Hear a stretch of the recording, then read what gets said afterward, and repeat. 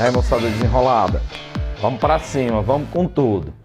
Cara, concluir aqui a organização política da República Velha, ou Primeira República, como nós já debatemos na aula anterior do módulo. O que é que você tem que lembrar?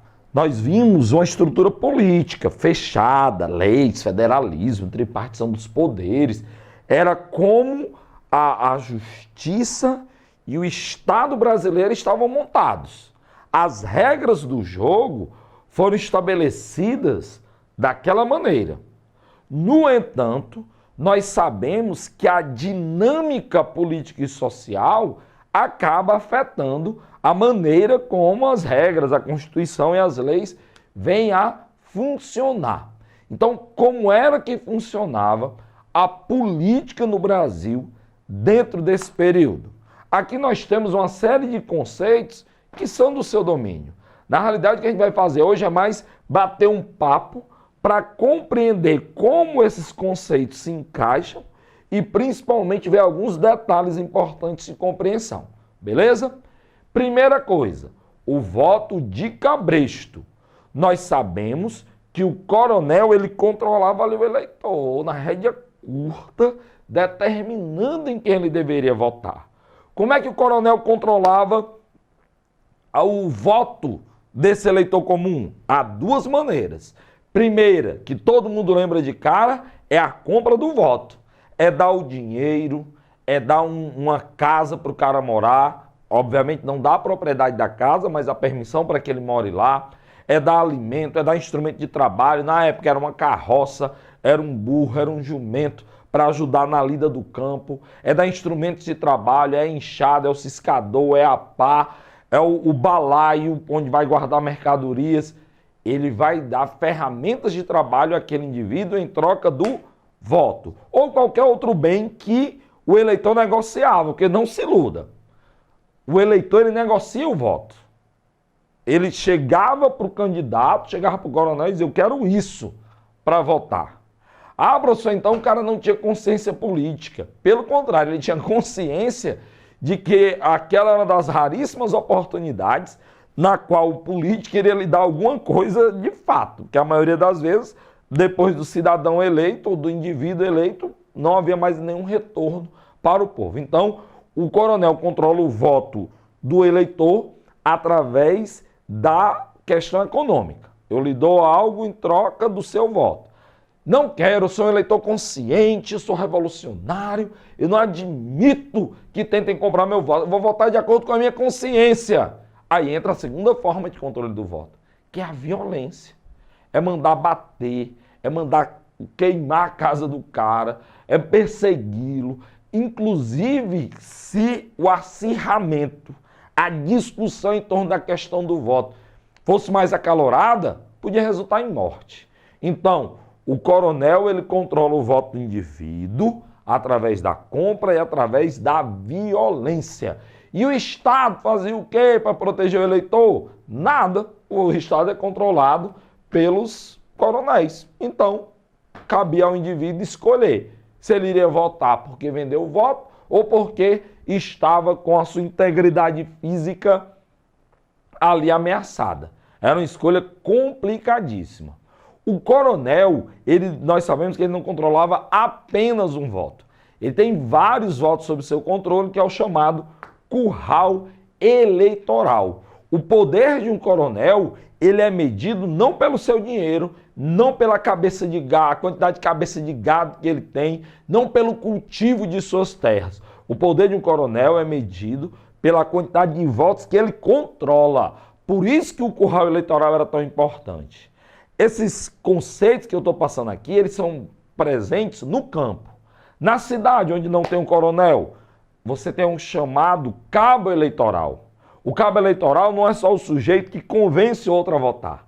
É ele que influencia no voto, também oferecendo dinheiro, também ameaçando fisicamente. Aí esse cabo eleitoral geralmente controlava ali um sindicato, uma associação ou um bairro, e aí ele negocia com os políticos da cidade aquela quantia X de votos para o candidato que os caras quisessem ter.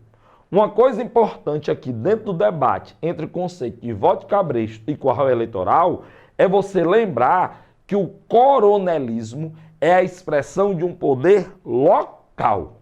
O coronel, ele controla um município, ele é influente em uma região. O coronel ele não manda em todo o estado, não. Qual a maior prova disso? As disputas a bala frequentes na República Velha. E que, infelizmente, nós temos herança até agora, no século XXI.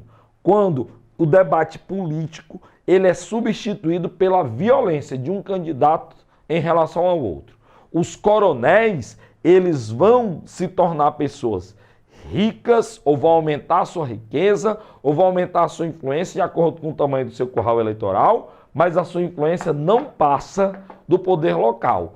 Quando ele queria, por exemplo, um cargo maior para um afilhado político, para um parente mais próximo, ele negociava esse cargo com quem? Ele negociava com o governador. Ele faz uma troca de favores com o governador. O coronel ele troca favores com o eleitor, o coronel ele troca favores com o governador. Como? O coronel ele oferece ao governador ou aos seus representantes políticos uma determinada quantidade de votos que é o seu curral eleitoral. E em troca ele recebe o quê? Cargos para distribuir entre seus apadrinhados ou dinheiro mesmo. Dinheiro para obras públicas que ele vai desviar ou pagamento direto, mas ele vai ser beneficiado, política ou economicamente. Então o coronel negocia com o eleitor, o coronel negocia com o governador. E o governador negocia com quem? Quem está acima dele? O presidente da República. O governador negocia o quê? Ele negocia eleger deputados federais e senadores que serão aliados. De quem, professor Mariano? Do próprio presidente. Ele chega para o governador e diz, olha, me mande aí deputados e senadores que todos os projetos que eu mandar para os legislativos, eles vão dizer sim, senhor. E aí o governador manipula os currais eleitorais dos coronéis, negocia tudo, e quem é, por exemplo, eleito, os deputados eleitos do estado do Paraná estarão coniventes com a política de valorização do café, porque eles mesmos serão beneficiados junto com o Espírito Santo, Minas Gerais e São Paulo, certo? Mas há uma negociação, porque esses deputados são aliados do governador, fizeram ali conchavos políticos para que eles fossem eleitos e aprovassem todas as leis que o presidente desejasse. E em troca, o que é que o presidente dá? De novo, verbas públicas, que infelizmente a maioria será desviada, ou cargos públicos. Mas muitas verbas eram aplicadas também. Por que aplicadas? Pô, tem que ter uma escola, tem que ter uma estrada, tem que ter casa para o pessoal morar. Algum retorno político-econômico, o coronel, o deputado, o senador, o presidente, o governador, tinha que dar. Professor Mariano, então o governador ele negocia com o coronel e negocia com o presidente. Exatamente.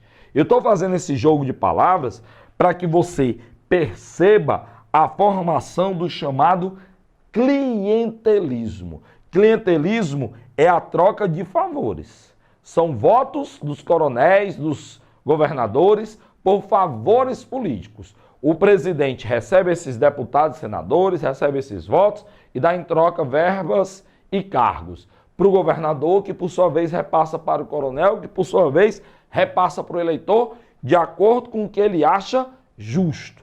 E aí você tinha fraude, se mesmo isso não der certo. A fraude, queimava-se urna, perseguia-se eleitor, morto votava, uma charge legal da época.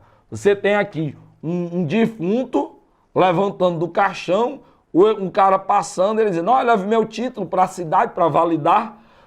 Era comum, cara, uma cidade que tinha 2.000 eleitores, e aí quando abriam as urnas tinha 3.000 votos. Como é que pode? A cidade, colégio eleitoral, como se chamava, tem 2.000 eleitores e eu tenho 3.000 votos na cidade. Fraude de todo jeito para garantir a vitória daqueles que interessavam ao coronel, governador, presidente e assim por diante. E a política do café com leite era a essência de todo esse esquema político. São Paulo e Minas Gerais vão dominar o topo da pirâmide política brasileira. Fizeram a chamada aliança do café com leite. Qual era o objetivo? Fazer com que São Paulo e Minas Gerais, aqui outra charge da época, revezassem-se na presidência da República.